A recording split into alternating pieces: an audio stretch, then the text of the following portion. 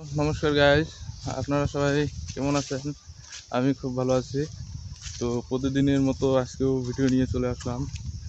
আজকে আমার কচু খেতে মাটি দেব, সেখানে মাটি দেওয়া প্রয়োজন।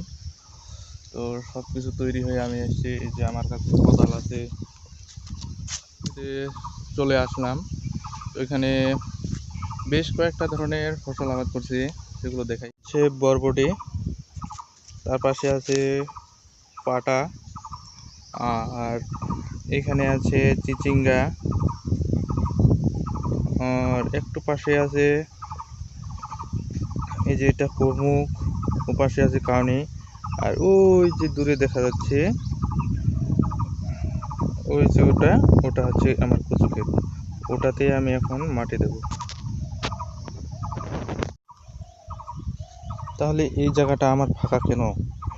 কারণ এখানে আমি ধান বীজ বুনবো, এখানে ধান ফসল হবে, চারা করব, সেই জন্য জায়গা একটু ফাঁকা রাখছি।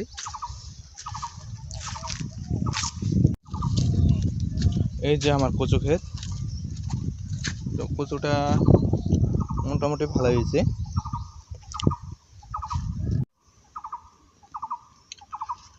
তো আমার এই কচু ক্ষেতটাতে মাটি দিলে অবশ্যই আমার ফলন ভালো হবে। আর আমি আপনাদেরকে একটা জিনিস পরিষ্কার করে দেখাতে পারছি না, কারণ আমার কাছে মোবাইলের স্ট্যান্ড নেই যে আমি মোবাইলটাকে এক জায়গায় রেখে দেব। এই কচু ক্ষেতে মাটি দিলে অবশ্যই আমার ফলন ভালো হবে, আর এই গাছগুলো খুব তাড়াতাড়ি আরও বেড়ে যাবে।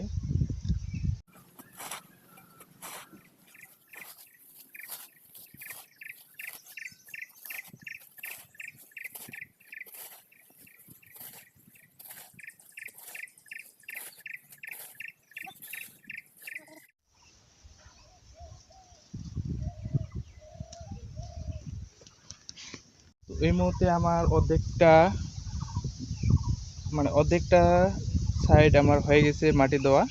তো আর অর্ধেকটা বাকি আছে, ওটাও এখন দিয়ে দেব, একটু বিশ্রাম নিই। আমার এই ভিডিওটা এই পর্যন্তই।